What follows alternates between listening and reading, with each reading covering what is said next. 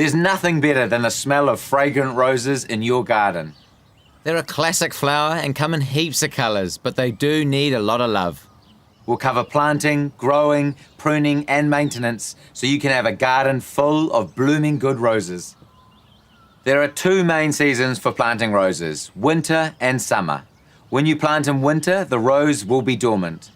When you plant in summer, they'll be in full growth and often near flowering.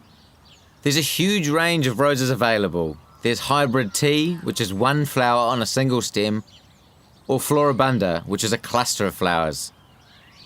There are climbers. They grow over 2 meters and come with both hybrid tea and floribunda flower types.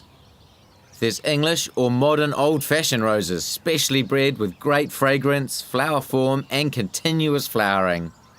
And there's flower carpet roses, which are great ground cover with masses of blooms. If you're not sure what you're after or what's best for your garden, just come into the Mitre 10 Garden Centre, have a look at what's available and have a chat to us.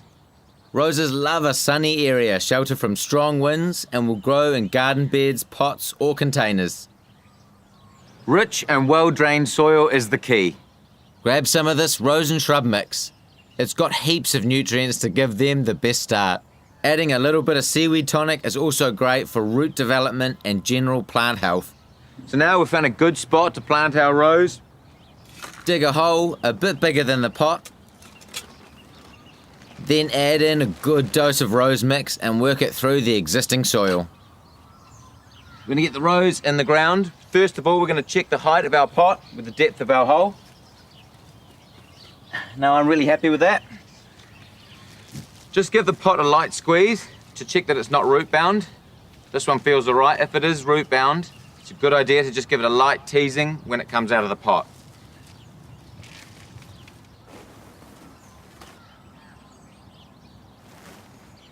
And then we're just going to backfill with some of our topsoil and add some more of our rose mix.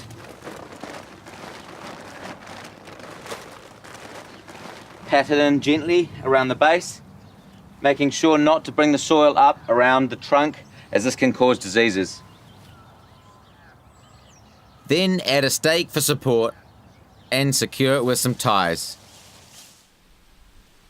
And finally, water in well. With roses, deep watering is most effective, especially on those hotter summer days. Avoid wetting the leaves as it can spread fungal disease. To get the best out of them, feed in spring and summer when they're actively growing. Grab some of this rose food, which has the ideal NPK ratio, with a little bit of extra potassium, K, for those awesome flowers that we're after. When it comes to spraying, in spring and summer, spray fortnightly with an insecticide-fungicide combination to prevent pests and disease, and a foliage feed like seaweed tonic.